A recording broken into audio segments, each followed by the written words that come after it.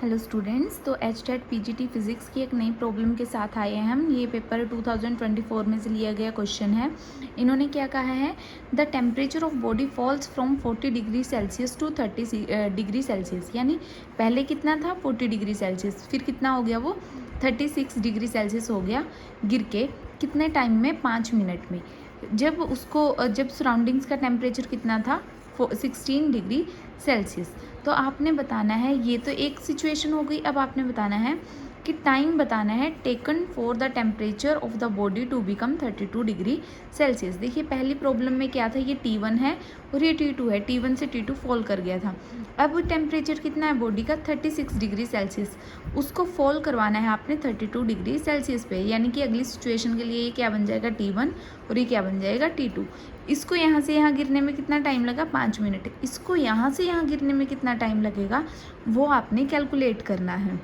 तो बेसिकली ये क्या है, आपका एक फॉर्मूला बेस्ड क्वेश्चन है और इसमें जो फॉर्मूला लगेगा वो लगेगा न्यूटन लॉ ऑफ कूलिंग का फॉर्मूला लगेगा। ये क्या कहता है, T1 minus T2 divide by time taken. यानी T1 से जो टेम्परेचर T2 पे फॉल हुआ है, कितने टाइम में फॉल हुआ है? T टाइम में।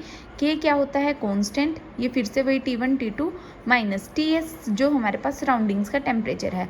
अब हमारे पास ये सारी क्वांटिटीज़ भी हैं और ये सारी क्वांटिटीज़ भी हैं फर्स्ट केस के लिए। तो यहाँ से हम क्या निकाल लेंगे? K की वैल्यू। और सेकंड केस में सेम फॉर्मूला लगा के K की वैल्यू वहाँ पुट करके हम वहाँ से क्या निकाल लेंगे? टाइम की वैल्यू। चलिए पहले तो फर्स्ट इक्वेशन को हम सॉल्व करते हैं। यहाँ से हमने K की वैल्यू निकाली, क्या निकली हमारी? 2/225। नेक्स्ट, अब हमारे लिए जो नेक्स्ट सिचुएशन है उसमें अब टेम्परेचर कितना बन गया है? पहले में कितना था? 40 से कितना गया था हमारा? 36। यानी अगली सिचुएशन के लिए क्या बन गया है आपका T1 और ये कहाँ पे फॉल करेगा आपका 32 डिग्री सेल्सियस पे। ये क्या बन गया अब आपका T2। चलिए अब यहाँ पे आपको T1 और T2 मिल गया, लेकिन टाइम कितना लगा वो हमें नहीं पता। हम क्या करेंगे, उसी फॉर्मूला में पुट करेंगे T1 minus T2 divide by जितना टाइम लगा मल्टीप्लाई। यहाँ पे क्या आ जाएगा आपका K कांस्टेंट की वैल्यू आ जाएगी।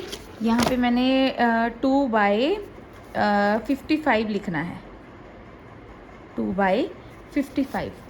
चलिए जब आप इसको सॉल्व करोगे तो यहाँ से T2 की जो वैल्यू आ जाएगी 6.11 मिनट आ जाएगी। तो आपका आंसर कौन सा करेक्ट होगा?